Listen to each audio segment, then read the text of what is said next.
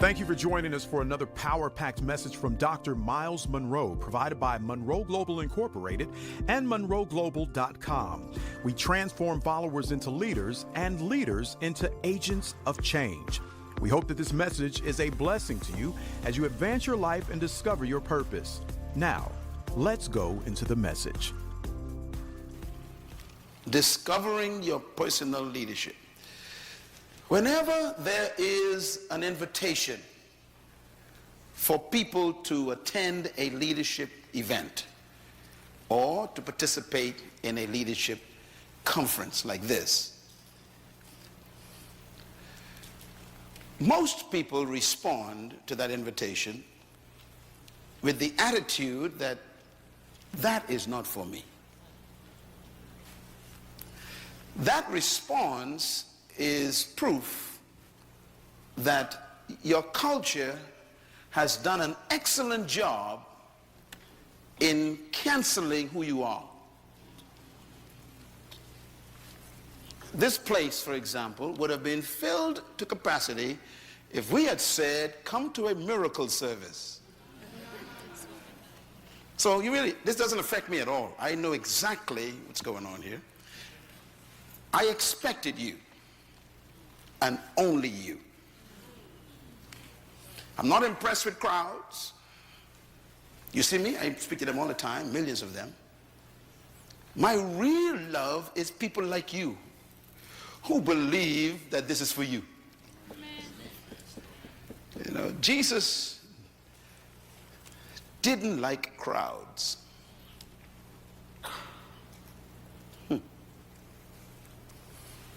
He didn't trust them.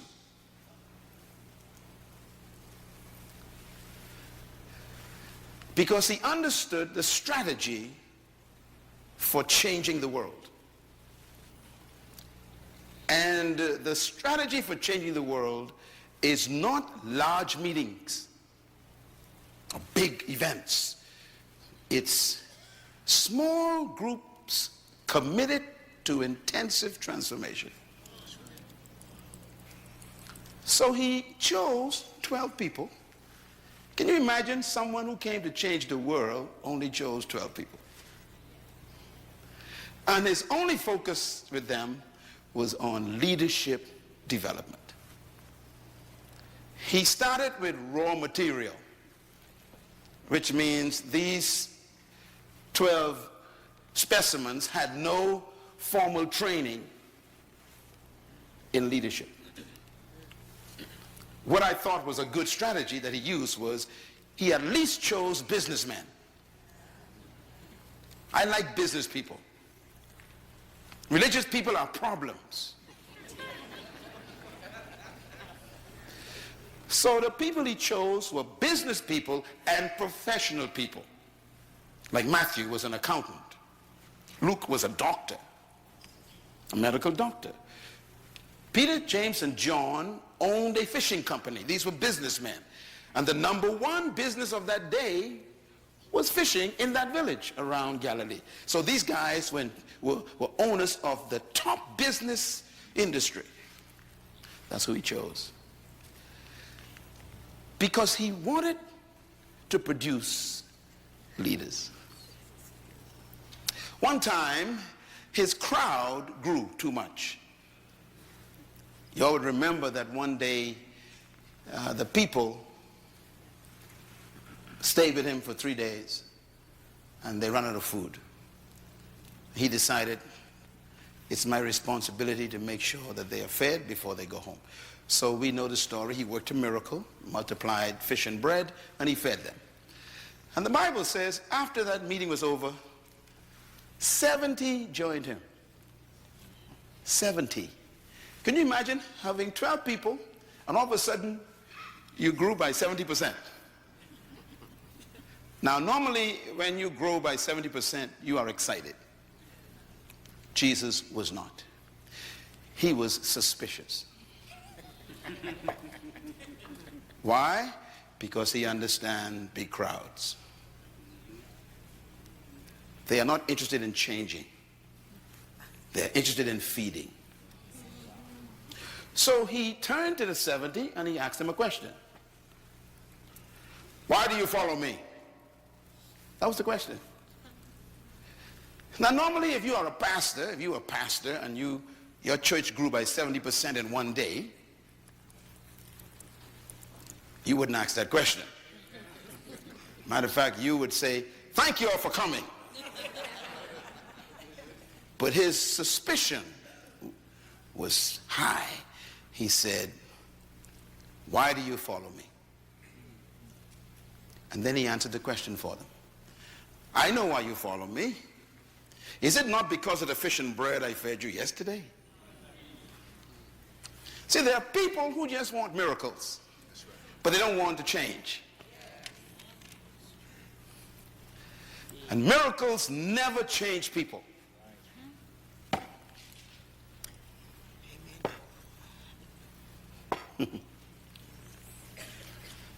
You would remember the children of Israel. They saw more miracles than any of you could dream of. And in the end, they were still cursing God.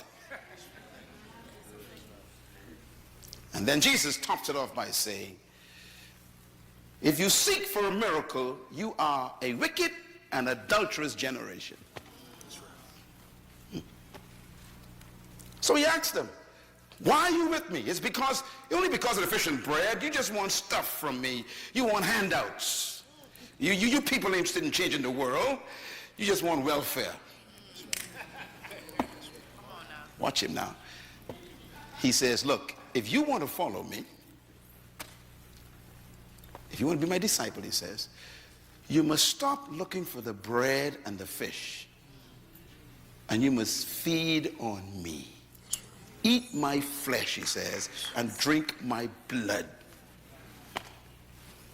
You know, those are the kinds of people who are here in this seminar tonight. I consider you very rare people. I'm not surprised. I tell you, I work with crowds. I don't trust. It's those who show up in the morning sessions, they're the ones I believe.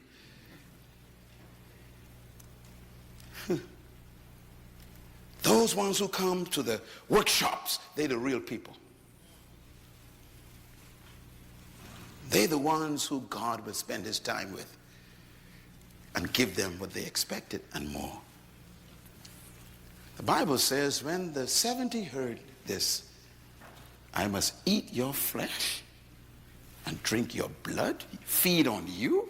It says, they said to each other, this is a hard saying. In other words, you are demanding too much. You want us to stay with you and look to you for our livelihood? It says, they forsook him and walked away. Could you imagine losing 70% of your members in one day? Sure, it can happen.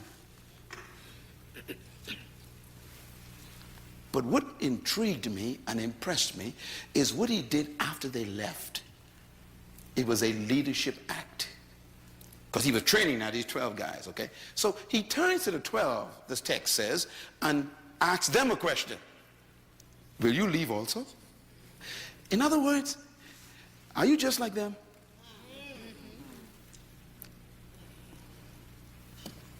He also meant, I will do this by myself.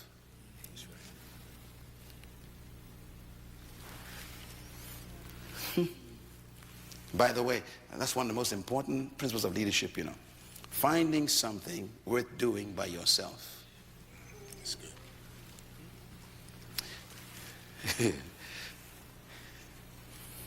If you need people to like you and approve of you for you to do what you're doing, you are not a leader yet. You're a politician.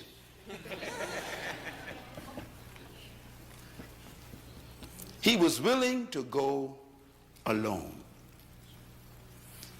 Peter spoke up and said, Master, Rabbi, which means master teacher. I'm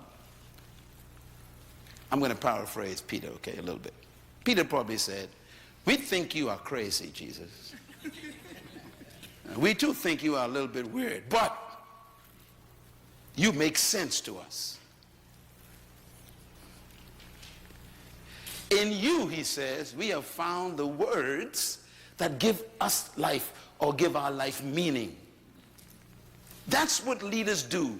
Leaders give people's lives meaning. That's why they follow you. People will follow you when they receive a sense of significance for their own lives.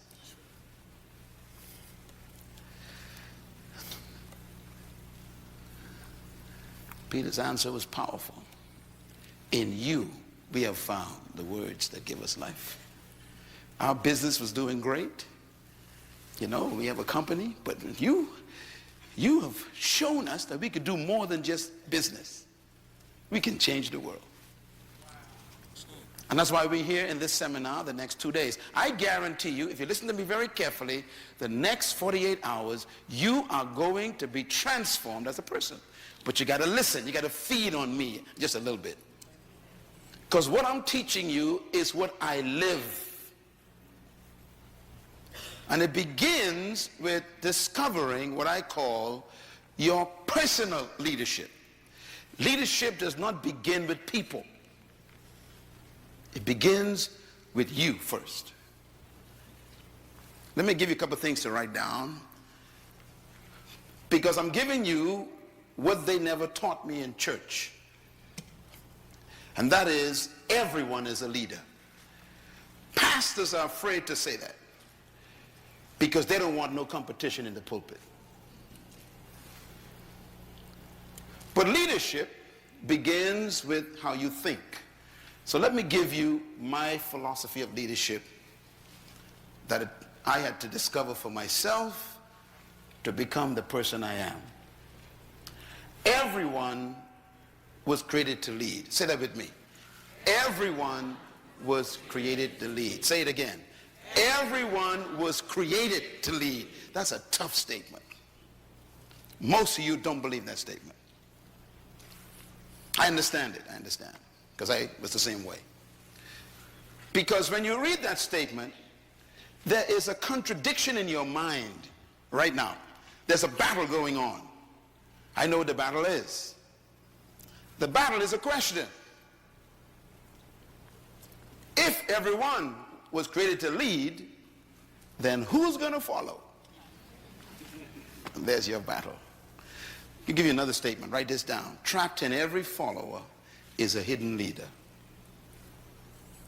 These are philosophical statements, but they are very important, because leadership begins with your belief.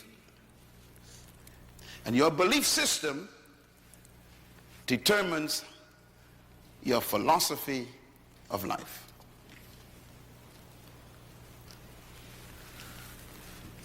If every follower is a leader, then the question becomes a problem again. What happens when they all become leaders? Who's going to follow? The fact that you ask that question is proof that you've been successfully convinced by your culture that only a certain type and group of people were born to lead, while the other masses were designed to follow. That's really what you believe. That's why the question arises. Because you cannot see in your mind everyone being a leader. You have problems in your mind. I had the same problems. And this is why I teach this so hard. Because it is that belief, that subtle belief that's in your mind that's trapping you right now. For example, in my mind, there is no economic crisis. But that's because of the way I think.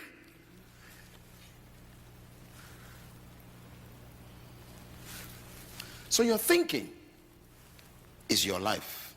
I'll give you another statement to write down. You were created to lead and designed to dominate. Say it with me. I was created to lead and designed to dominate. Now the words are very powerful. You don't evolve into a leader. You were created to be one. The manufacturer actually had leadership in mind when he created you. But look at what they've done to you. They've made you an employee. And they told you where you can be employed and where you cannot be employed. And then they restrict how far you can rise in that employment. That's right. What have they done to you? It's because nobody has challenged the system. This philosophy is not new that I'm teaching. It's as old as God. Write this statement down, please. True leadership is self-discovery. True leadership begins with an individual discovering something about themselves. That's when it really begins. And you will never become a true leader until you are introduced to yourself.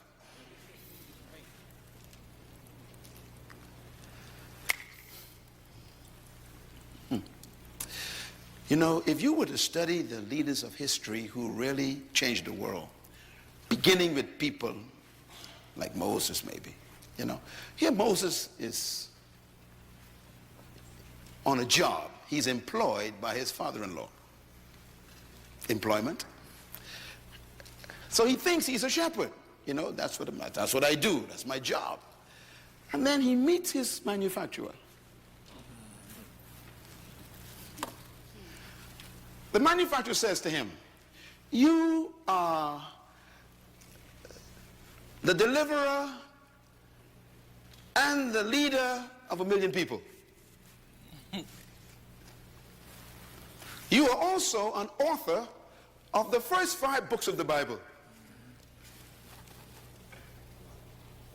You are the leader of a labor force. You are a lawgiver for all the nations of the world. They're going to steal your laws and use them. His answer, you must be talking to somebody else. You see, when you meet yourself, you are always afraid.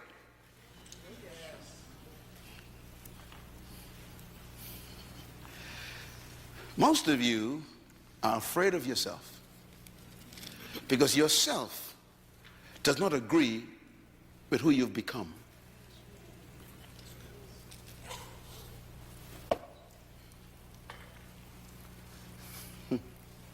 You think you are a shepherd, a manager, a supervisor,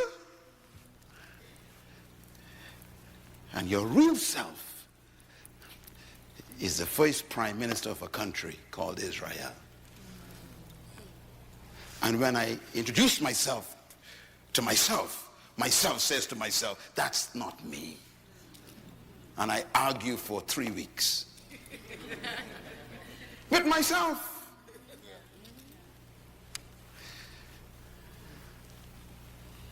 Gideon. Remember Gideon? Hiding under the floor, trembling in fear from the enemy outside. And then the manufacturer shows up. Good evening, Gideon. Do you know who you are? You are a mighty man of valor. Gideon says, who are you talking to? You see, when you meet yourself, you can't believe yourself. And we are so corrupted by our culture, we actually argue with ourselves with good arguments. Gideon says, I was born in the wrong family, born in the wrong clan, born on the different side of the track. Are you crazy? People like us don't be valors. We ain't mighty warriors. We are cowards. And the manufacturer says, you are a mighty man of valor. He says, tell you what I'm going to do. I'm going to put a fleece outside. In the morning, if it's wet, I'll believe you. So he put a fleece, it's wet. He said, just to make sure, if I put it out again, if it's dry in the morning. In other words, here we are fussing with ourselves. You know why I came here to this conference? I came here to introduce you to yourself.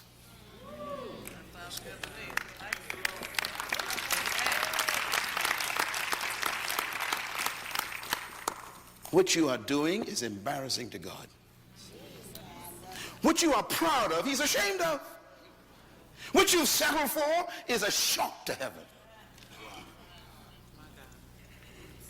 I know what I'm talking about. I was there. You got to discover something. And that's where leadership begins. It begins with self-discovery. I want you to take a look at this slide. This is a car.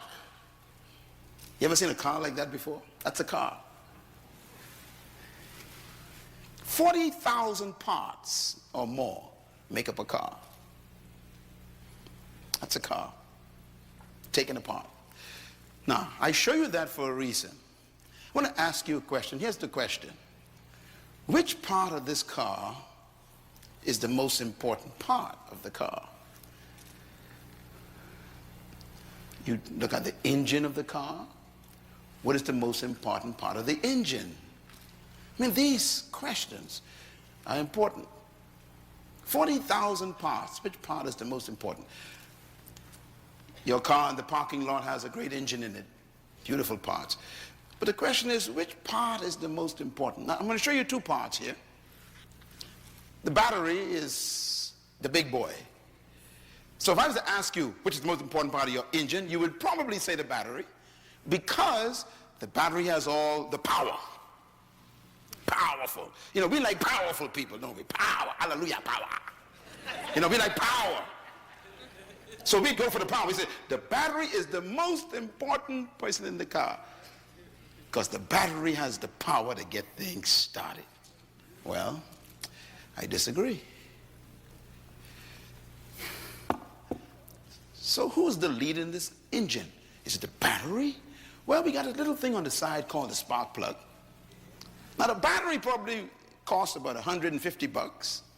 Spark plugs costs about maybe, 10 bucks. So we got difference in value as well. Can the battery become more important than the spark plugs? If you remove the spark plugs, the battery is useless. So who's more important? Well, I don't know yet. I'm going to show you something else. Right in the middle of this picture, there is a little wire.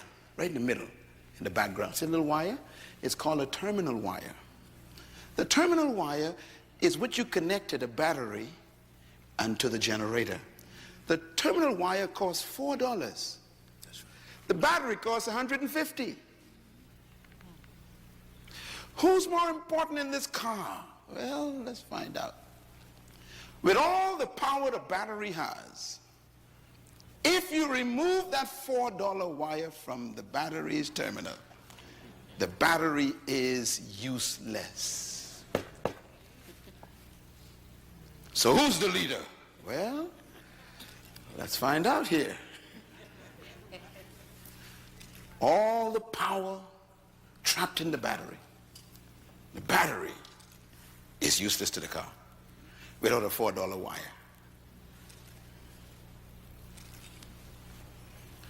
Who's the most important person in your organization? Is it the CEO or the maintenance woman? Is it the secretary who types?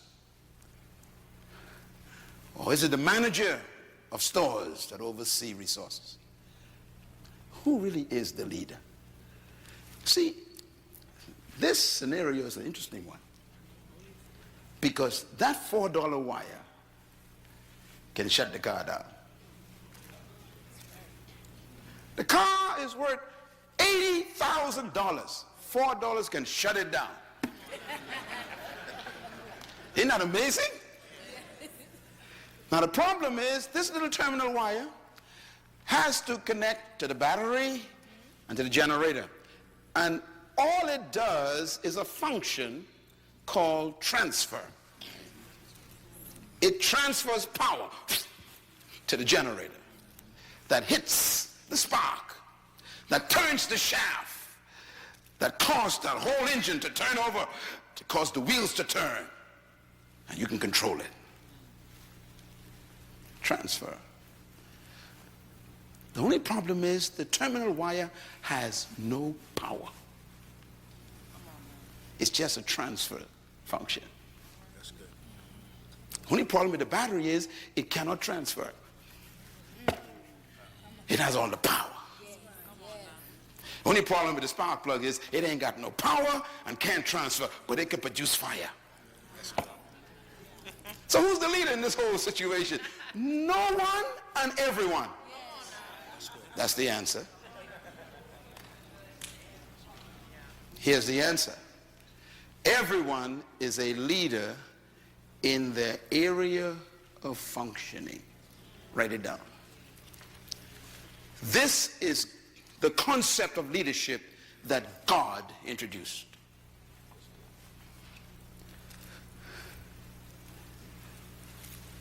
Every part of the car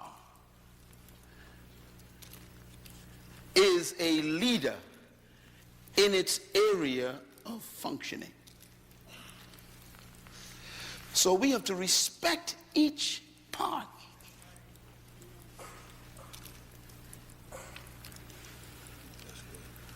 They have successfully convinced you that you are useless. And they use you to do what they want you to do. They meaning your culture. And you obey them because you don't know who you were born to be. You have no idea what your function is. When I discovered who I was, I became free from them. I began to dictate my own value. Therefore, I told them, you need me. Come on, say it. You need me. Say it like you feel it. You need me. See, you become a leader when you discover that one discovery. They need me. The world needs me. Say it. The world needs me. Say it loud. The world needs. I want you to say it with a revelation. Come on, say it. The world needs me. Let me tell you something. If you discover that, you become dangerous. You are not an accident. You are an assignment. That's good. Leadership. You know, we talk about leadership. This is a photograph of all of the leaders in the world together, the present ones, and a recent photograph taken. And I want to talk in this session about some of the areas I want to cover very quickly. First, my objective is to help you to see that we need and value leadership. Secondly, we want to talk about what leadership is, what it takes to become a leader. We want to talk about the principles of leadership tomorrow and the art of leading, how to do it. And then we want to talk about the cost and the price of becoming a leader. It is costly. And this is why we love following so much. It doesn't cost much to follow. But yet, when you follow, you hardly ever find out who you are. So you want to talk about those things. Now here's a leader that you all are acquainted with. He spent time in this state, born here.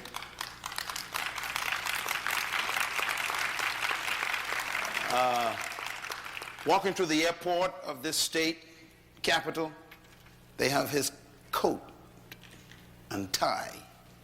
You'd wonder, why would someone want to put a man's coat on display in an airport? And we won't ever see your coat. I'm going to explain to you why, okay? And hopefully, if you get this revelation I'm going to teach you in this leadership seminar, they'll want your coat also.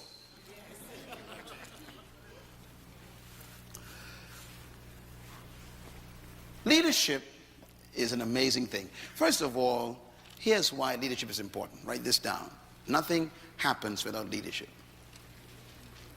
Nothing happens without leadership. Number two, nothing changes without leadership. Number three, nothing develops without someone taking leadership. Number four, nothing improves in any situation without leadership. Number 5, nothing is corrected without leadership. If something is not right in an environment, someone has to emerge and take the leadership. Number 6, nothing advances without leadership. Number 7, nothing succeeds without leadership. Number 8 is a reminder. We are always being led by someone, whether we think so or not.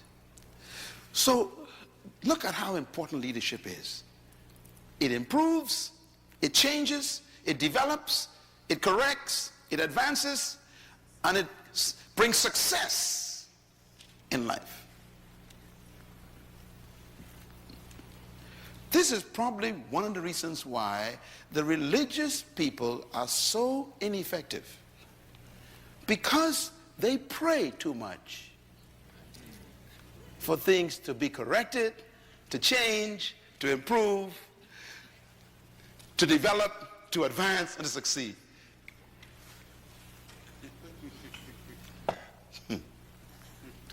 I think one day Rosa Parks decided to stop praying. That's all. What made her a leader? She just decided, no more prayer. I'm now going to be active.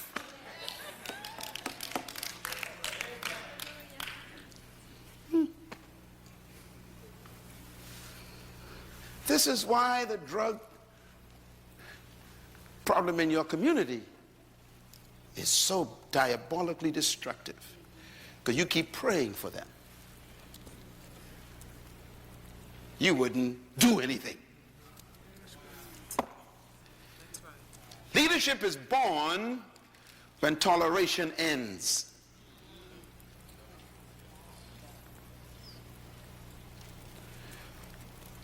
Why?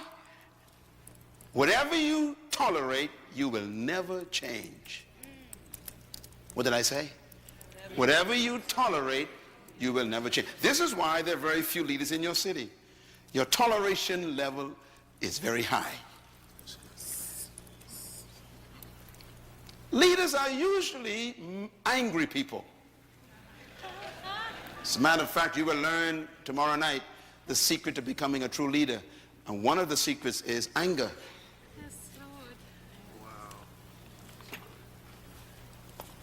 When you decide, I have had enough, a leader is about to be born. Yes, yes. Thank you.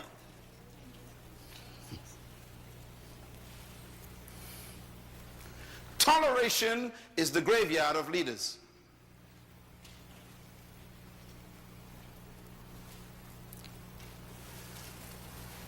And that's why we lack leadership in the 21st century. Everybody wants to be liked. Nobody wants to rock the boat. And that's why we're not leaders, because we want everyone to agree with us.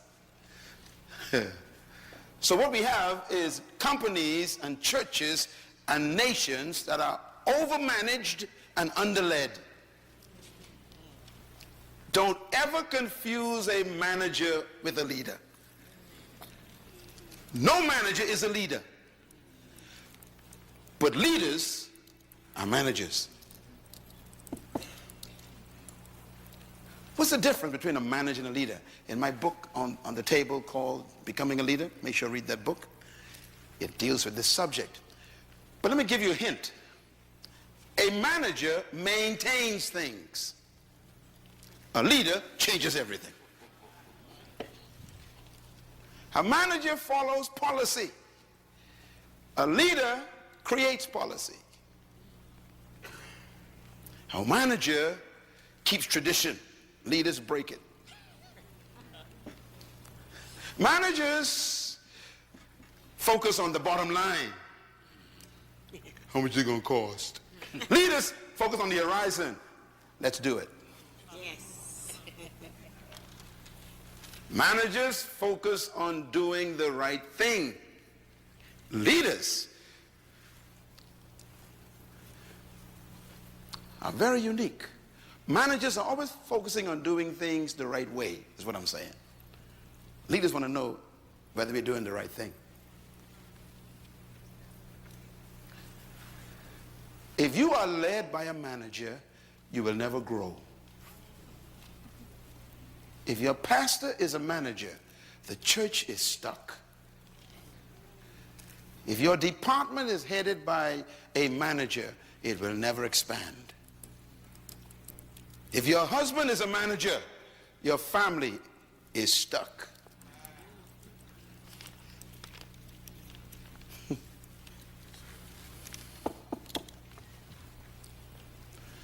So we need managers, but we need leaders more than managers. Because leaders is what give managers work to do. Let me ask some questions. These are some interesting questions I pose to students everywhere. I teach this in universities and I do surveys. And here's my question I give them. Is leadership about power? What do you think? No, okay. Is it about position? Is leadership about talent? You sure? Is leadership about skill? It's a skillful person. Is leadership about authority? Is leadership about status in your society? Is leadership really about charisma?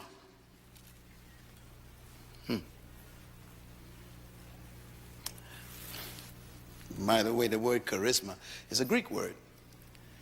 It's a very dangerous word. It's invented by the Greeks.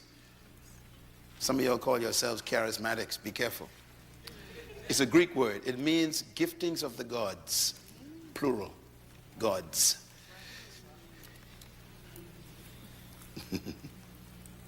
Because they were polytheists. They believed in many gods. Charisma. The giftings of the gods. Paul used it. He borrowed the Greek word to teach on the gifts of the Holy Spirit. But it's a Greek word.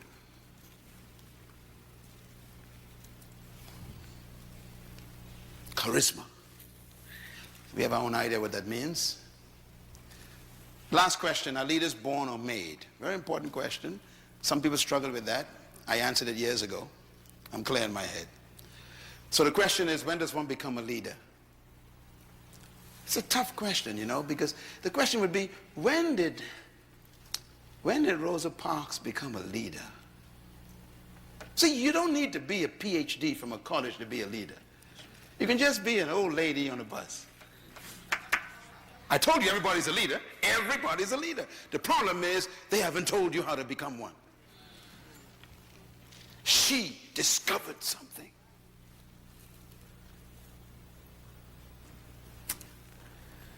Don't die the way you are. Don't give them the privilege of firing you. You're better than that. Don't let people terminate what you call a career. How dare you allow people to cancel your life with a pink slip? This is crazy.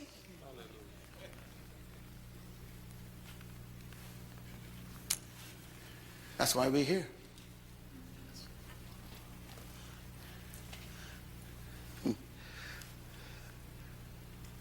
The dumbest animal on the planet is a sheep. Some of y'all don't know that. In case you don't, I'm going to say it again. The dumbest animal God made is a sheep. Do you know why? There are no leading sheep. I want you to study a flock of sheep anywhere. You will never see a leader. It's the only animal in the world that doesn't have a leader.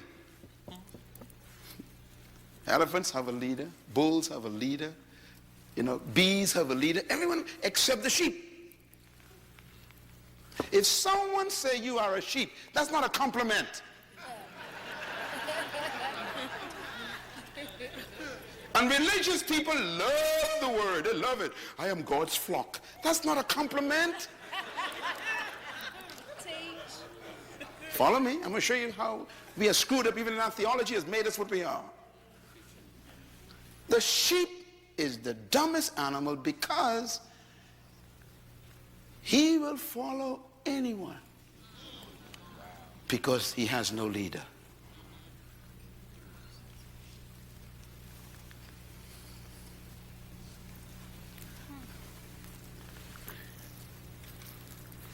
So I have a little test for you. If an army of sheep is led by a lion,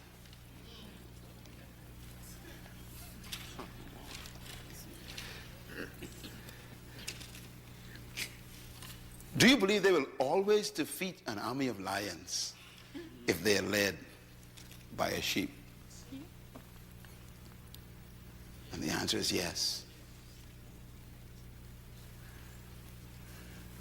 An army of sheep led by a lion will defeat an army of lions if the lions are led by a sheep. What's the moral of this parable? Here it is. Write it down. Number one, leadership determines the quality of the followers. You know, a good leader can transform cowards into warriors. A good leader can transform frightened people into fearless people. Again, what a state to be teaching this principle. The state of Georgia. Years of oppression. And then a short little preacher became a lion. And he motivated frightened people to stand in the face of water hoses. He turned little girls into giants who could face dogs. I mean, this is leadership is so powerful. It can transform cowards. Here's what it means. Number two, leadership determines the mentality of the followers. This is how powerful leadership is. Leadership also determines the morality of the followers. Your morale and your morals can be transformed by the right kind of leader. Leadership also determines the attitude of the follower. In essence, leadership determines the commitment of the follower. That's why we need you. We need you to discover your leadership, because there are people in your city who are being abused by the system. And they need someone to emerge who will give them hope. Because leadership determines the destiny of followers. I couldn't say it any better than my own greatest leader of all time, the ultimate leader of life, when he said these words: if the blind lead, wow. If the blind lead the blind, he says, they both fall into the ditch, which means the leader determines the destination of the followers. That's how powerful leadership is. Let me tell you something about your life. You are exactly where someone led you.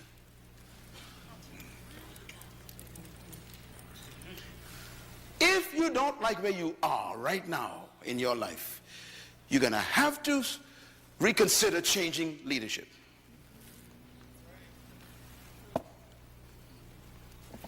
You know why I love this church?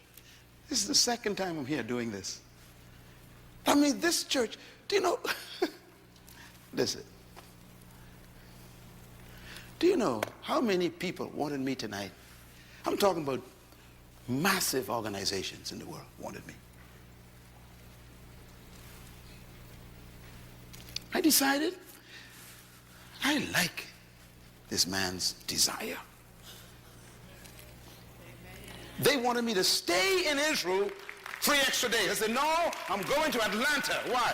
There's someone there who believes they can do better.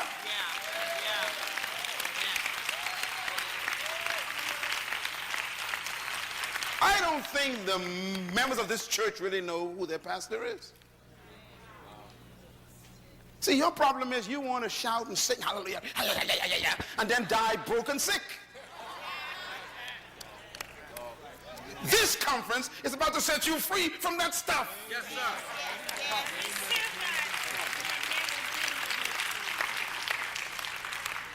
Makes me so sad. See people, having religious, feel all this emotional stuff. Because they are sheep. They just follow anybody. People come in town with a white suit, white Bible, white shoes. They run to that person. Just sheep. If the blind, what? Lead. You know what Jesus is just telling us? He's telling us it's possible for a person to be in charge with a title, with a position, with power, with influence, and still be blind. Don't ever be impressed with power. Don't be impressed with position. Ask the question, where we going? What's our destination? Because I might not want to go with you. Hello, somebody. See, that's how powerful leadership is. Leadership will lead you to their destiny.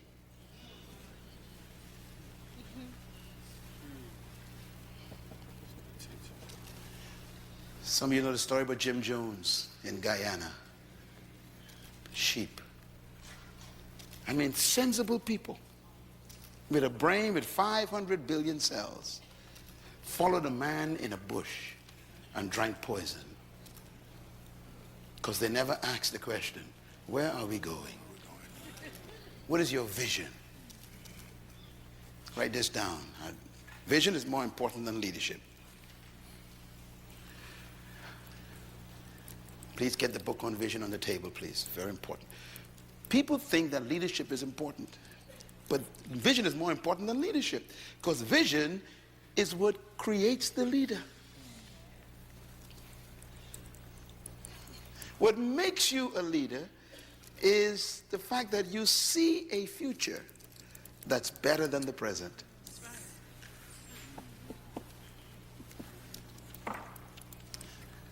So leadership is powerful. There are two animals that God identified himself with. Both of them are leaders. One is the eagle, the other is the lion. I always wondered why God did this. But he created them, so he knows their qualities and their character. I love them both. I always love eagles and lions. You come in my office, you see lions and eagles all over the place. In my home, lions, eagles all over the place. In a couple of days we go into Africa. I told my planners down there, I got to go see the lions again. Every time I go, I got to spend time with my cousins. And I go and spend the whole day with them. My wife and them, with the lions, we go there, we spend time with them. Why?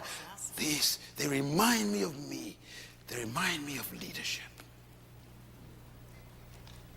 As a matter of fact, Jesus says he is the Lion of Judah. Not the puppy or the dog. The Lion of Judah. Not the monkey or the raccoon. The lion. God identified himself as a lion. You better study the lion. Because he rules the universe, God identified with a lion and he rules the universe. That means the lion has some qualities that he wants you to study. Here's some of the lion that's very strange. Number one, the lion is not the tallest animal in the jungle. He's not the strongest. He's not the biggest. He is not the most powerful. And he's not the most intelligent. And yet he's the leader. Tell your neighbor there's hope for you.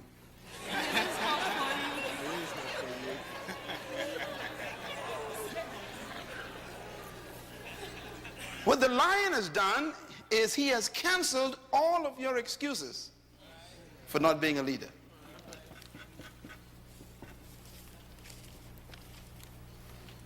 The color of his mane and his skin doesn't inhibit him from being a leader.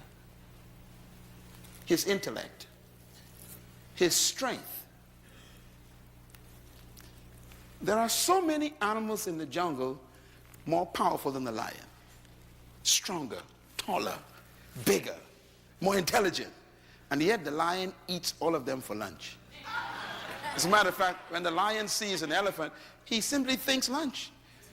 Why is the lion the leader? Because of attitude. Write it down. Just attitude. Attitude comes from your belief system, and it produces confidence. The lion believes that he can eat an elephant.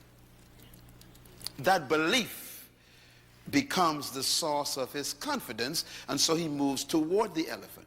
The elephant is 50 times more powerful, 100 times bigger, 80 times more intelligent, 60% more powerful, and yet the lion eats him for lunch. Why? Because the lion's attitude reduces that elephant to a meal. This is why he's the leader. Leadership is 80% mentality, attitude, and 20% skill. And this is why skillful people work for those with the right attitude.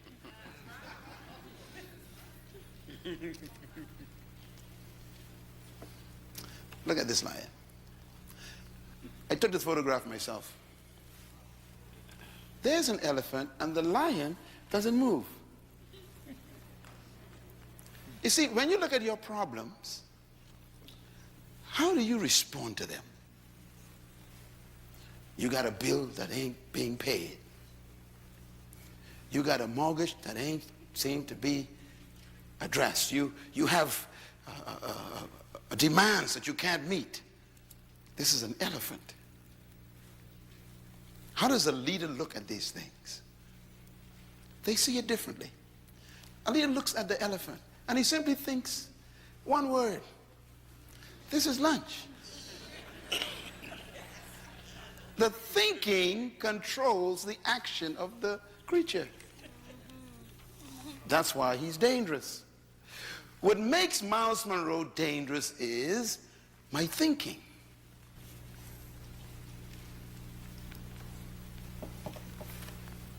If I tell you my story, you will know that I am a miracle mentally. I wasn't always like this.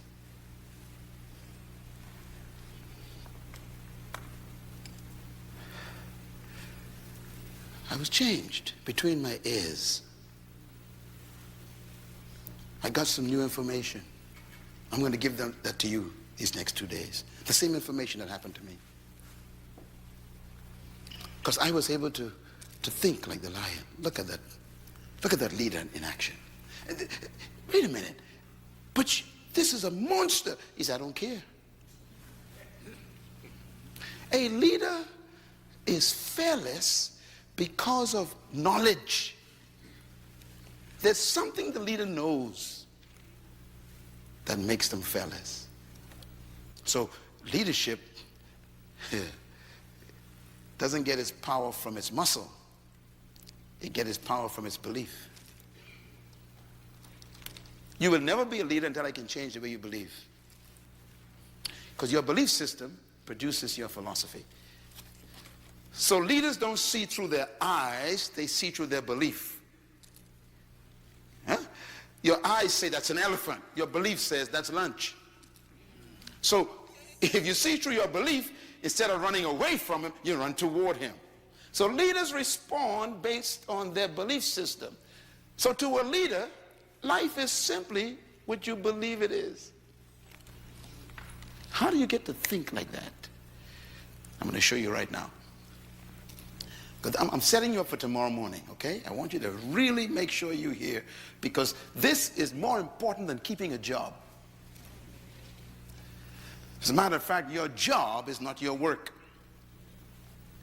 Your job is what they pay you to do. Your work is what you were born to do.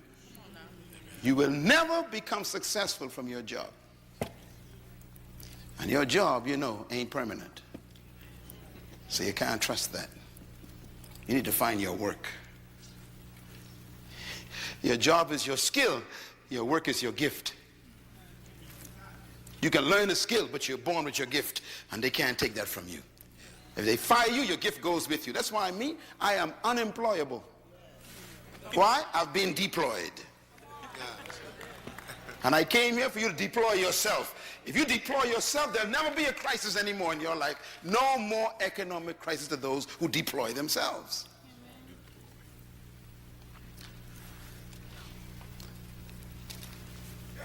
How do you think? And how do you get to think the way you think? And what made you think what you think right now? Where'd you get this attitude from that you have? The history that created you is still with you. And even though you wear different clothes, drive a different car, it's the same person. Because somehow our history is so heavy. It's tough to cut loose. We still apologize for being successful. That's right. We feel ashamed to be in charge. It's amazing. See, when you still carry your history, you are afraid of success. Because you may lose your friends who ain't going nowhere. Very subtle problems. Your attitude is so powerful. It creates your atmosphere. It also is a source of your natural lifestyle. And if you're going to change your life, you got to change your attitude. Now here's the bottom line. Write this down. Your belief system is the source of your attitude. I know you came and you're thinking, Dr. Munroe, tell us 10 principles of leadership. No, that's not what you need first. You need to change the way you think first.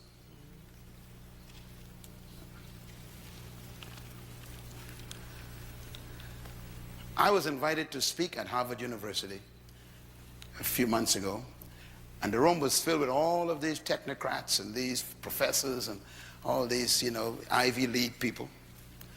And they invited me to speak on leadership. Do you know what I came in there and talked about? I talked about thinking. When I was finished, first standing ovation ever at Harvard University, they says. They had never heard anybody get into their heads before. I exposed those who were racist. I showed them that your thinking is your philosophy that destroys the way you treat people in your department. That's good. And until your thinking change, you are contaminated leadership. They had never heard such a level of teaching on leadership. Why? Because unless your mind changes, you will never become a leader.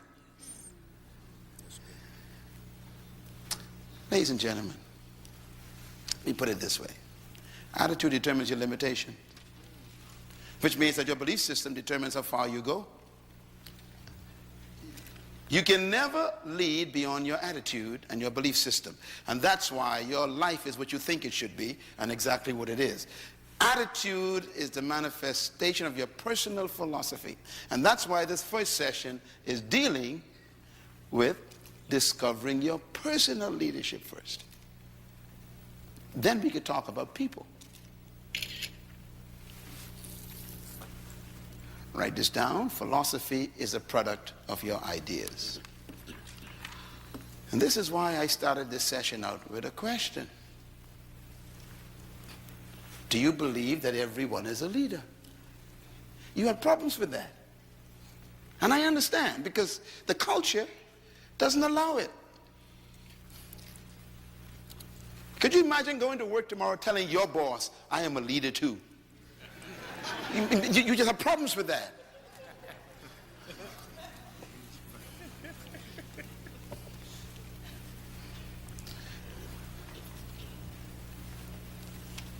People tell me, they have a PhD in physics, and I laugh at them. I say, really? So what does that mean? That means nothing to me. That doesn't make you better than me.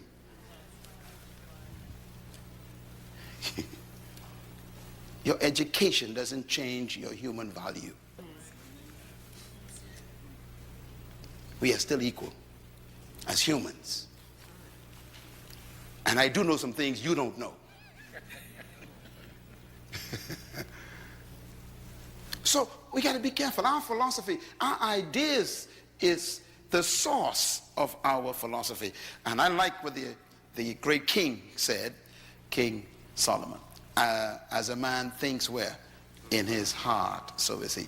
Don't ever quote that verse again without putting the word heart in it. Most of you quote that and leave the word heart out. And the most important part of the verse is the word heart. As a man thinketh, so is he. That is not what he said. As a man thinketh in his heart, so is he. Why? Here's why. Because the heart is the Hebrew word that has to do with the center of reasoning. It's the place where you have meetings with yourself. Where you talk to yourself. That's your heart. That's the meeting place where you are reasoning with yourself. That's where you sit down and say, well, let's see now. Can I do this? Can I not do it? Can I really do this? That's where you're having meetings with yourself. Because that's where your belief system is hidden. In other words, your heart is also, Paul calls it the hidden man. The psychologists would call it your subconscious mind. I call it your hard drive. You know, this iPad got a hard drive on it. Don't trust what's on the desktop. The display, don't trust that. The stuff on the inside, that's the real thing.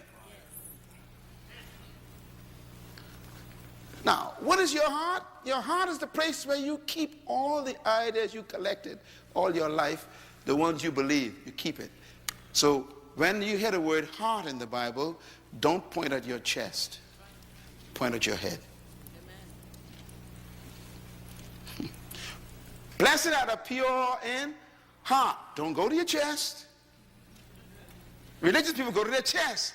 The pump in your body is not impure. It's doing its job, pumping blood. So, blessed are the pure in heart. It ain't nothing to do with your pump. It has to do with your mind. Are your thoughts pure? Are you thinking with purity?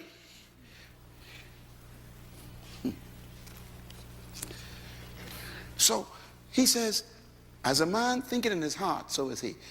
As a man thinks in his subconscious mind.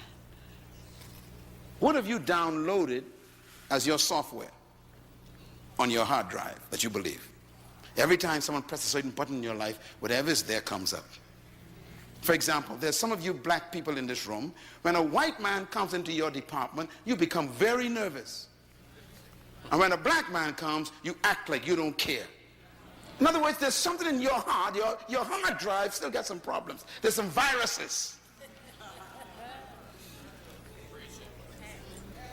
You're sick.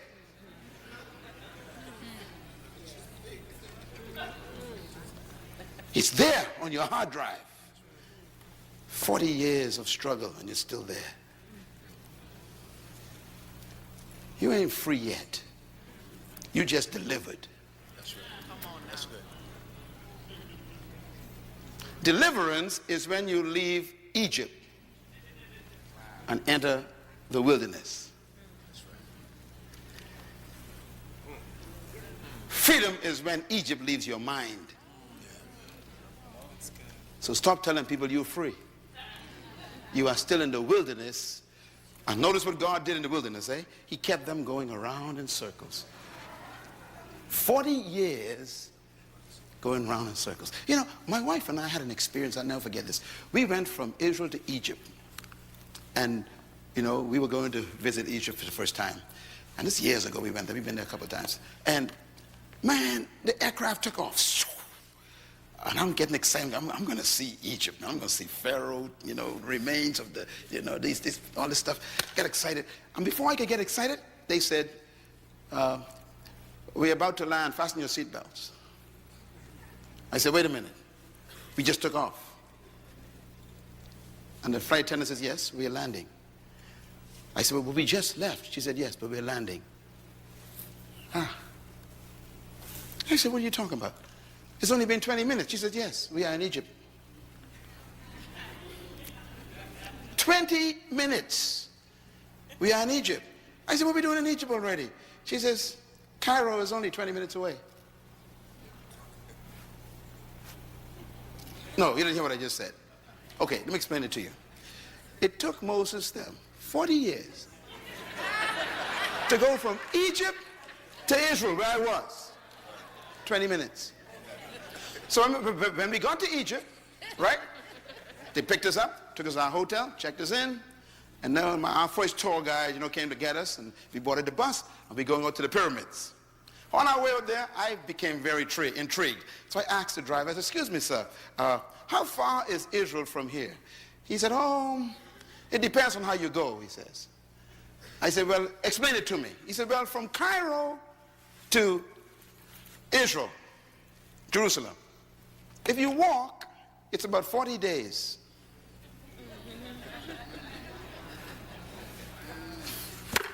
You take a bus, it's 24 hours. Take a plane, it's 20 minutes. I told my wife, where's my Bible? I got to read my Bible again. I went back hotel room, grabbed my Bible. I said, let me just see. I think God made a mistake.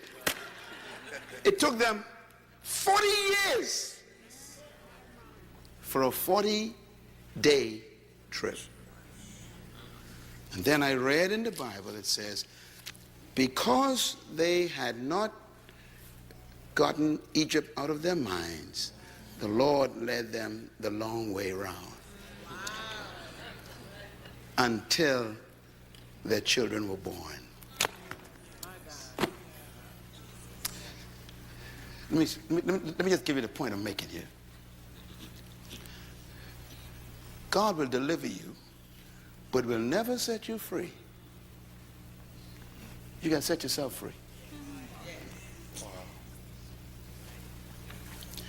They walked around in that desert for 40 days. Why? 40 years. Why? Because 40 years is a generation. What was God doing? He was waiting for 40 years until he got what they were carrying in their loins. The next generation. When the kids came up, God killed them all. Killed all the parents.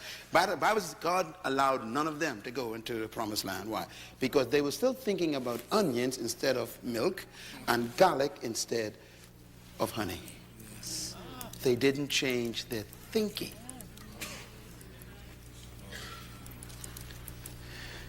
Your mentality is more important than your location. If you don't change as a person mentally, you will stay where you are physically. So God killed them all. Only 2 left. And those 2 were born in the desert. Caleb, Joshua. They had no memory of oppression. They believed anything was possible. Leadership begins with thinking. So my question is, what is your philosophy of leadership? Well, why don't you believe that you could own a company? Why the first thing you look for is a job instead of look for a business? It's subtle questions, but why? Why do you go to college and study an area that guarantees employment rather than guarantees deployment? Because your hard drive is stuck.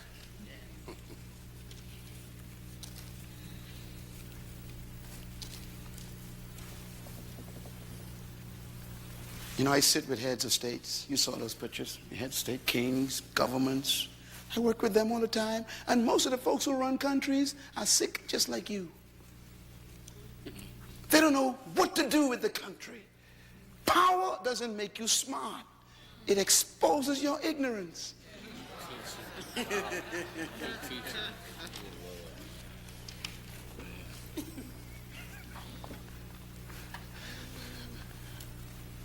Let me quickly do this because I don't want you to have nightmares. Let me just give you, let me conclude this by giving you God's philosophy of leadership, okay? I'm going back to the beginning where you began. Genesis chapter 1 is really about you. Verse 26 says, then God said, let us make a species called man in our own image, according to our likeness. And he tells us why. He says, to let them have dominion over fish of the sea, birds of the air, over the cattle and the animals of the field, over all that's growing in the earth, and over everything that creeps on the ground. Now, every word in this statement is very important. And in this verse is the secret to your life. It's the secret to your greatness and your leadership. This is where I found mine right here. I found it in here.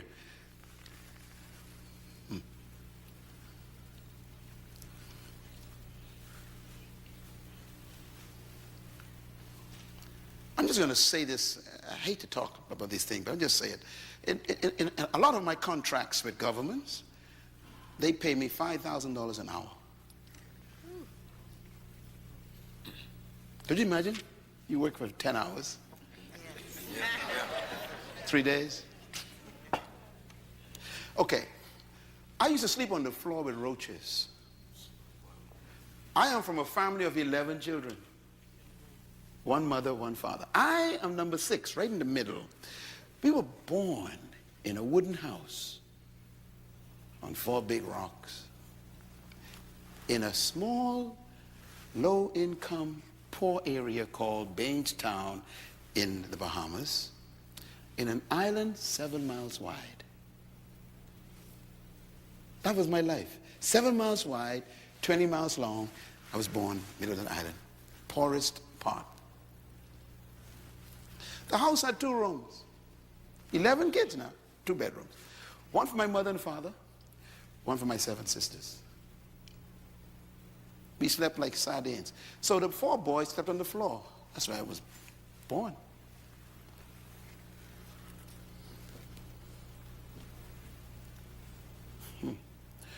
One chicken for 11 kids.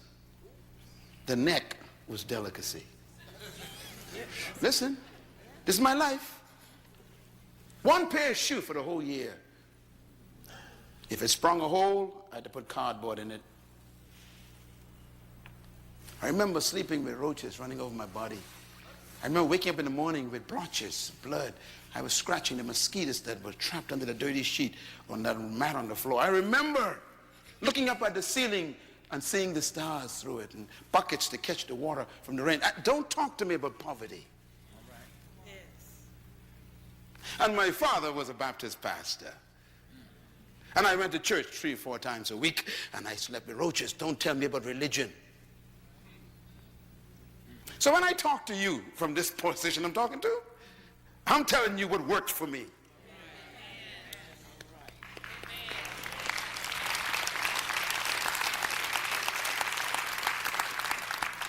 And now to be paid $5,000 an hour. How do you move from the floor with roaches to being called on by heads of states to talk to the entire governments? Something happened in my mind. And it began with this verse.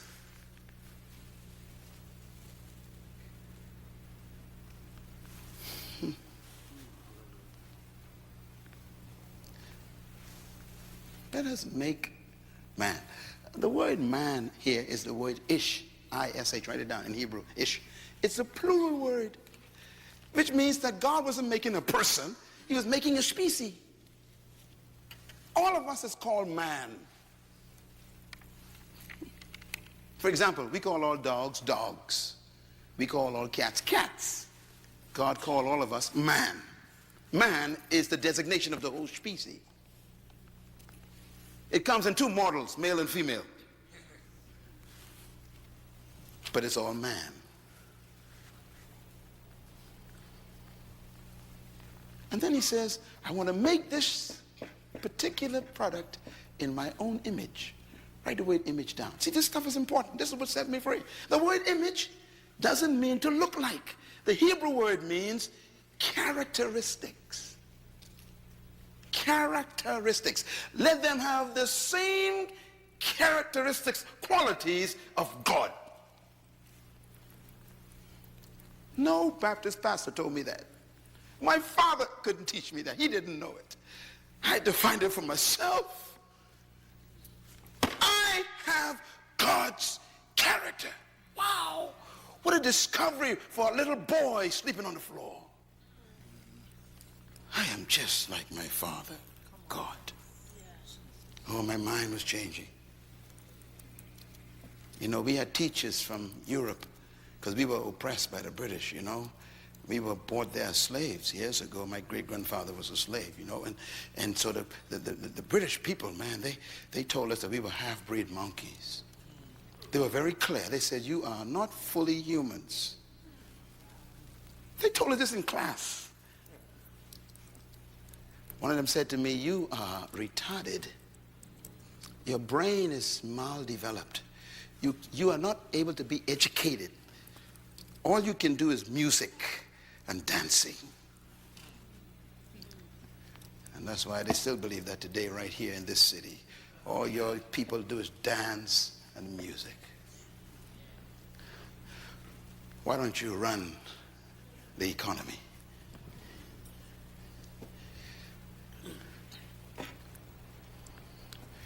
We're not world changers, we are entertainers. I decided, no, I got God's character. I got to find this. The qualities of God is in you. Every one of you, black, white, Asian, it doesn't matter, Puerto Rican, you have God's image. This is not a message for any race of people. It's for humans. You can do anything you dream. You're just like your God, your Father. Boy, that thing hit me like a bolt of light. Wow. And then the word likeness. I had to look for it myself in the Hebrew. You know what it means? It means to function like. Let us make a creature that has our characteristics and functions like us. That means you function just like God, your Father. Which means you got to study, how does God function? Because if you don't function like God, you are malfunctioning. For example, in God, the Bible said there's no fear. So when you fear life, you are malfunctioning. So I'm afraid of nothing. I'm telling you, literally, I'm afraid of nothing. That makes me dangerous. A fearless man is a dangerous man.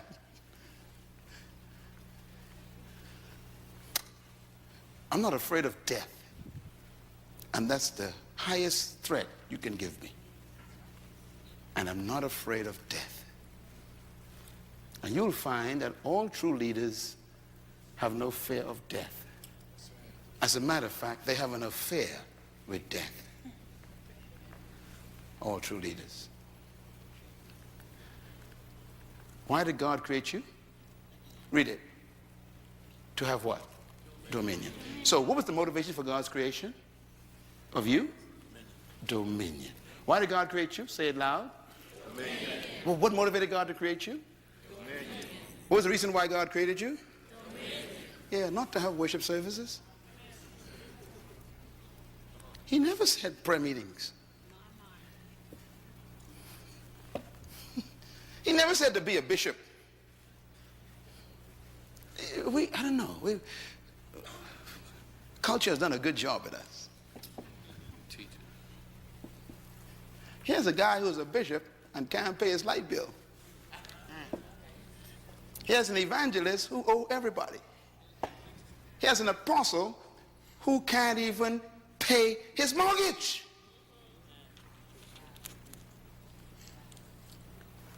Something's wrong with this.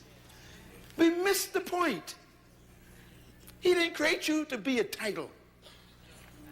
He created you to have dominion. Everybody say dominion. Dominion. And this is where leadership is born. See? Because the word dominion, I checked it out, is the word radah in Hebrew. Write it down. It actually means to rule. It also means to govern. It means to master, to manage resources. It means to control things. It means to have sovereign authority. It actually means to lead. Please buy this CD and listen to it a few times. Get this in your spirit. That is why you were created. To be a ruler, a governor, a manager, a controller, an authority, and a leader. Now, here's why I changed. Here's why I changed. When I discovered this, I had to discover the second principle. I'm going to give it to you.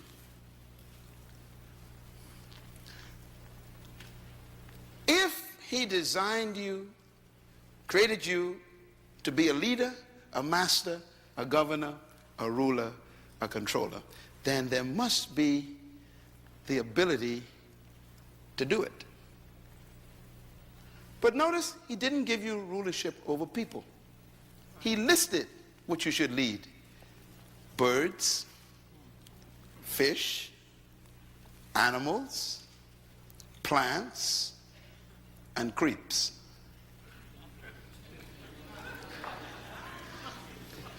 This is very important. God says, let's make a leader, a governor, a manager, a ruler, not to rule people.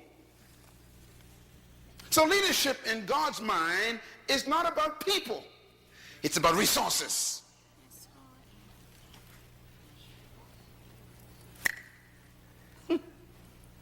You've been taught he who has no one following is simply taking a walk.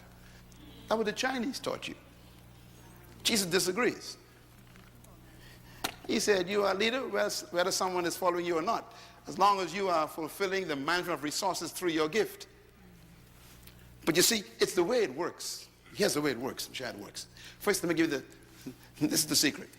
Whatever a manufacturer demands, he builds into the product. Write that down. This is what changed me from the floor.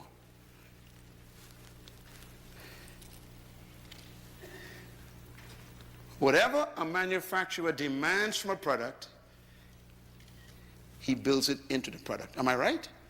Am I right about this? Think about anything. Your car, for example, your computer, your iPad, your iPhone, whatever you have, your refrigerator, whatever it's supposed to function as, it is built with.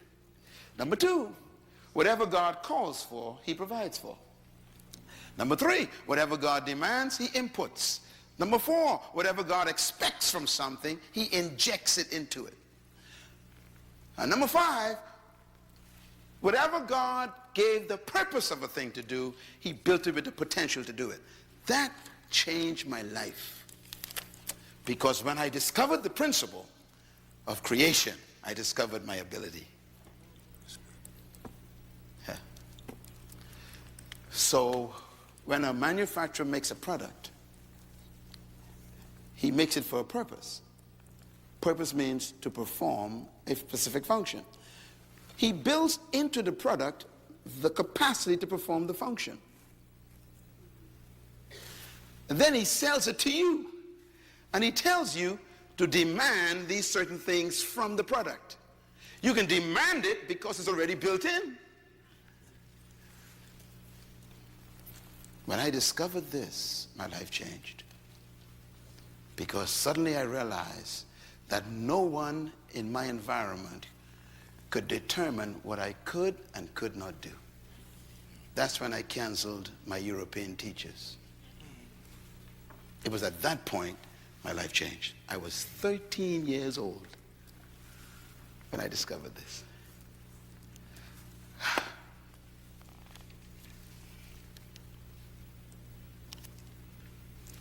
I want to show you something.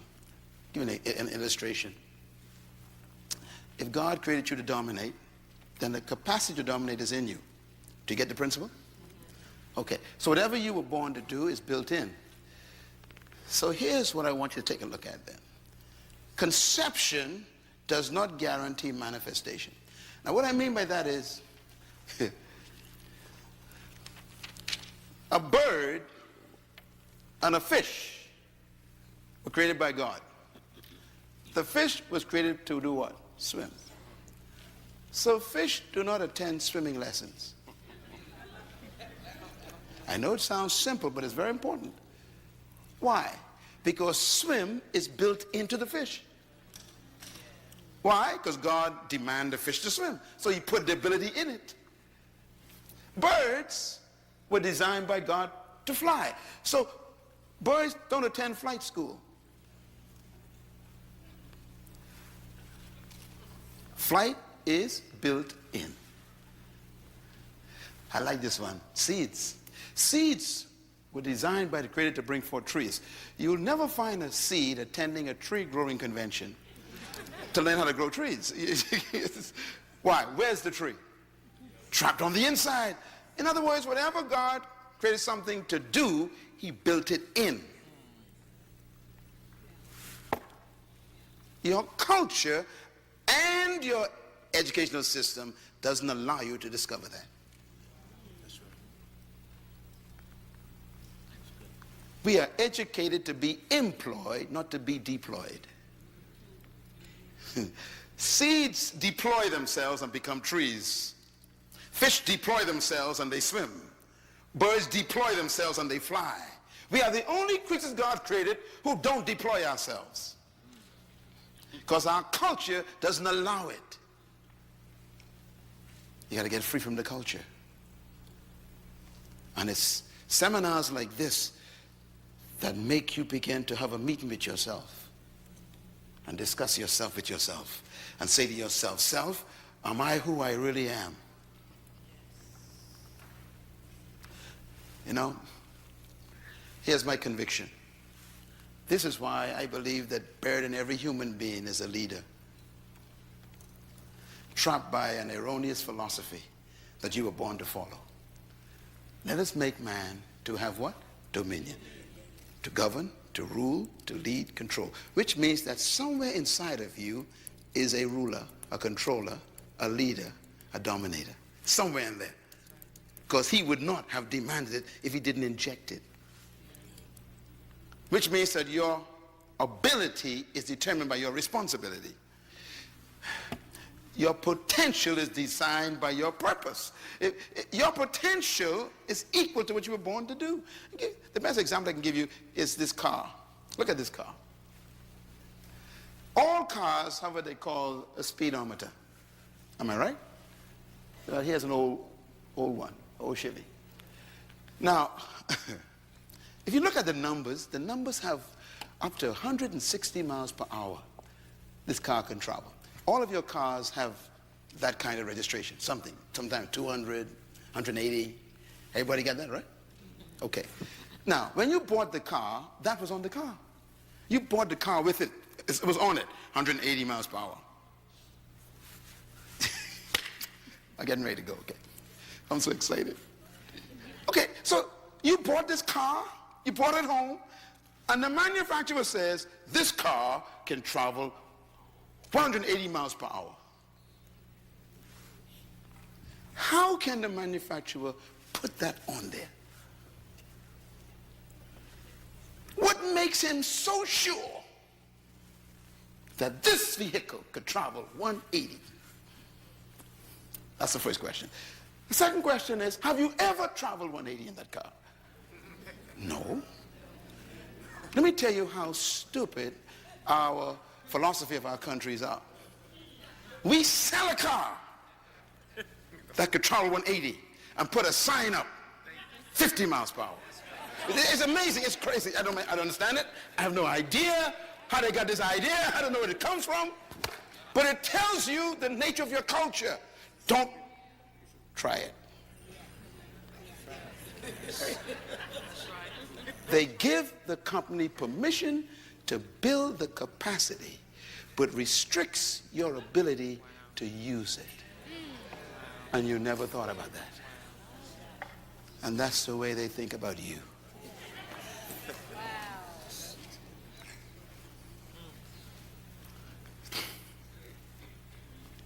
So all your life, you can make 180, but you've been traveling for 50 years at 60 miles per hour. And you think you're living.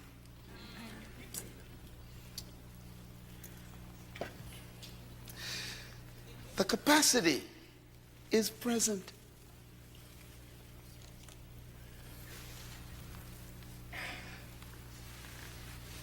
Our culture says you can't go any further.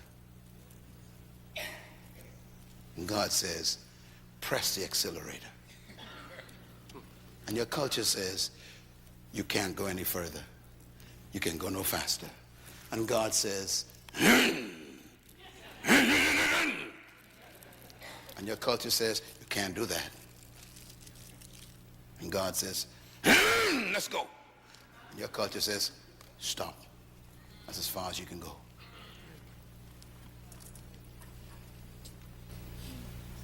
You got to make a decision tonight, see? You have God's ability.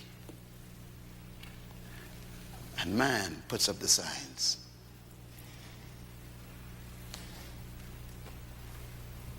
You're a follower. And God says you're a leader. You're an employee. And God says you're a controller. You are a subject. And God says you are a ruler. They keep putting up signs. One day, I was in Germany. My wife and I spent 6 months in Germany. And one day, we were going from München to another city for me to speak. And we got on what they call the Autobahn. The Autobahn is a road without limit, no speed limit. Okay, once you get, you can go as fast as you can. So my host was driving in beautiful black Mercedes. And you know me, I'm from the Western world where there are signs everywhere. Okay? You guys ain't got no Autobahns here. So I'm on the highway, man, and he said to me in German, I spoke German. He said, have you ever been on an Autobahn? I said, what is an Autobahn? He said, this is the street we're about to enter where there's no limit. We can drive as fast as we want. I said, what? He said, would you like to drive? I said, yes. For the first time in my life, I have an opportunity to open a car. I felt so excited. I said, man, I get to drive. He said, yes. So he pulled off to the gas station, switched. I got in the car. Hey. My. He said, go on, turn off. We turn off onto the highway. He said, okay, go ahead. He says, we're going to be driving for another 4 hours, so don't worry about it. And man, I began to see that needle go up, and I become excited. And I hit 60, right? Mentally, 60. I go, oh dear. He says, go ahead. I said, really? He said, go ahead. And I went up 80. And my whole heart begins to pump faster. And I'm thinking, I'm flying. He says, Dr. Munroe, please go ahead. I said, you mean? He said, yes, go ahead. I went up 95. He says, go ahead. Now, the car could make 250. And I'm thinking, oh, Jesus, man. He says, go ahead. You are going too slow. Cars are passing me. So I hit 100. And my whole body began to rebel. My mind began to rebel. And I realized that I was corrupted by my culture.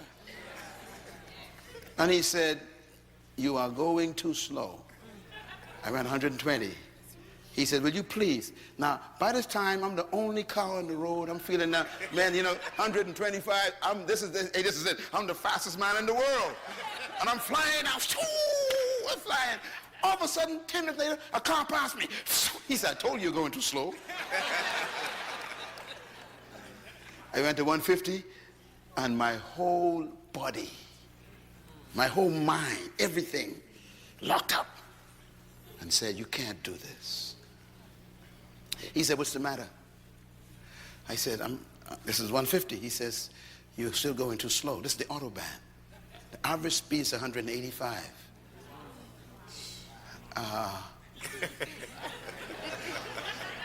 He said, do you still want to drive or you want to pull over?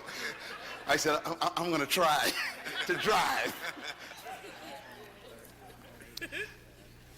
And at 170, there was a barrier broken in my mind. I never forgot that to this day. 170. Something happened to me, and I realized there was life after 170.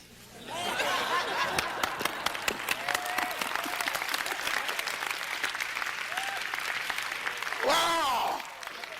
Man! 185, man, I'm flying. Shoo! I said, can I go more? He said, go ahead. And 190, shoo! I said, can I go? He said, go ahead. 200, man. I'm sitting there going, yeah. He said, now we're driving.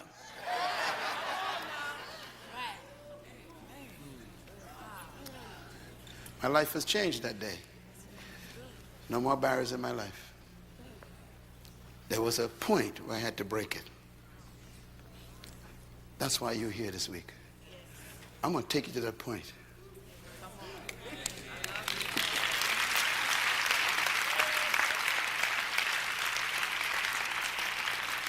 You got to break it. There's life after your job. There's life outside your career. There's life beyond the pulpit. Don't let the pastorate become your cage. There's life beyond your employment. You gotta break it. You're a leader. I call it unreleased potential. Driving at 50 with a car of 150. See, you think you're doing well until someone passes you. I thought I was doing well. The guy passed me. I said, excuse me.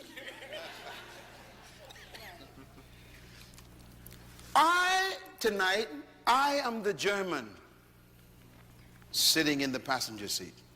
That's who I am for you right now. And I'm here to tell you, go for it. Go a little faster. Break it. That's who I am. I'm the guy sitting on the passenger side saying you're going too slow. You could do better than this. You're a leader. I hope that this first night will cause you to think about your own limitations. Because that's you. The Creator is the only manufacturer I know who hides a man inside a boy. He hides a woman in a girl.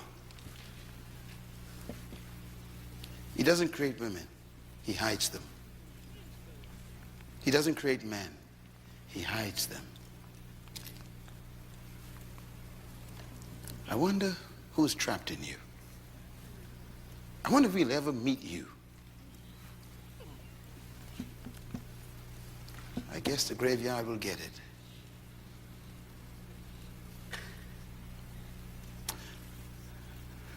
Today I look at myself in the mirror and I kept thinking, that was on the floor with the mosquitoes and the roaches. I wonder who's sitting in your chair right now. You're a leader. Can you see yourself? You know why you're still alive? Because the manufacturer ain't satisfied. He's bored. He's telling you, you've not shown yourself yet. Show yourself. Let me close with these statements. Write them down, please. You were born to lead, but you must become a leader. That's the purpose for a seminar and a conference. I'm not here to make you leaders. I am here to expose you as a leader.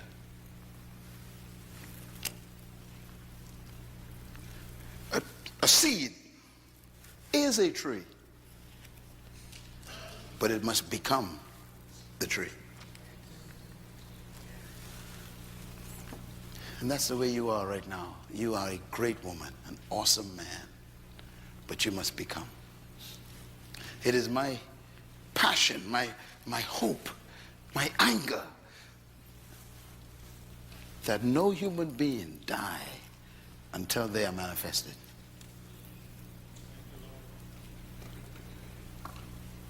Let's meet you before you go. Let the world see who you really are before you leave us. Show us yourself. Show yourself.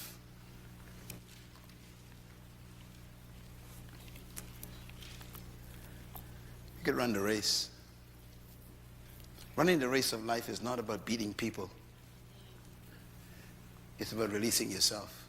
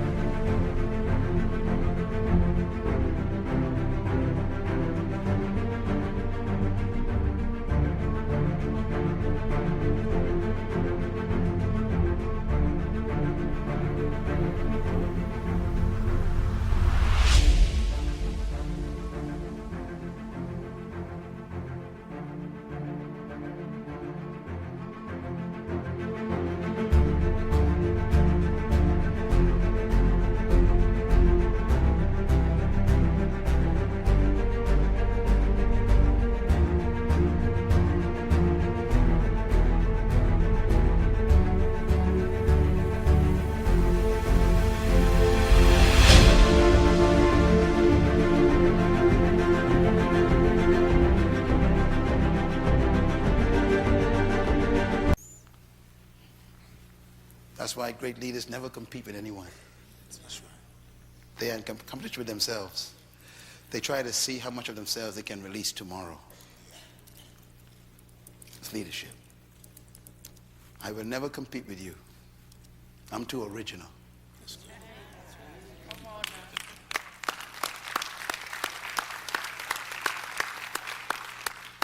Repeat out loud, please. Go. You were not created to lead people. Number 2, read. You were created to lead in an area of gifting. Number 3, read. True leadership is born when your gift is discovered and served to the world. Number 4, read. The value in each human is the gift they were born to deliver to humanity. That's you. There's something you carrying that we need. I told you that leadership is not about people following you. It's about you discovering yourself, your gift, and then serving that to humanity. Leadership is, it's like a tree. You know, a seed becoming a tree and then bearing its fruit. You will never find a fruit tree bringing its fruit to you. That's good. I'm giving you the greatest secret of leadership right now. Leaders don't seek followers. Followers are attracted to leaders, just like you are attracted to the tree's fruit. When you go to a fruit tree for the fruit, you don't go for the leaves nor the branches. What do you go for? The fruit. And that's why no one's following you yet.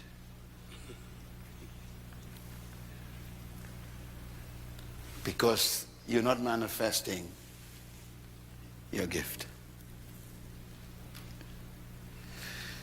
Before I leave this city, by tomorrow night, I'm going to help you find your gift. Because when you find your gift, they will find you. And then they'll pay you for it. They will follow you for your gift.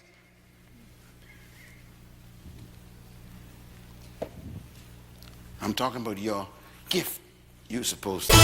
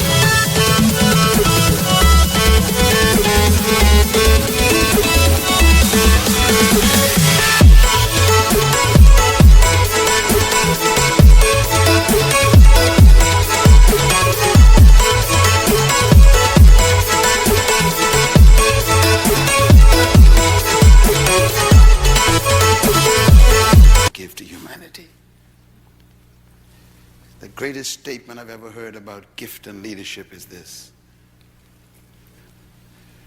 for I did not come to be served, but to serve myself, a ransom for many. That's why we come to him. If you want to be ransomed, you come to the tree. I serve myself, he says. That's why the greatest leadership in the world is to become a servant. Get it? It doesn't mean you are a slave to people. You are a slave to your gift. You serve it. But if you can't find it, you can't serve it. Therefore, you become employed. Tonight is the beginning of change for you. I came from around the world to talk to you because the Creator is ready for you to manifest yourself. What a meeting we have these next 2 days. You're going to meet the most important person you ever met in your life. You're going to meet you.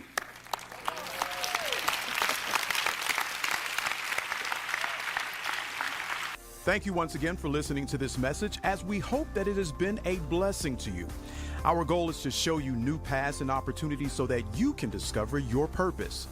It is your love, support, and partnership that makes Monroe Global possible. Please visit us online at www.monroeglobal.com for more product, partnership, or to join us at one of our live events around the world.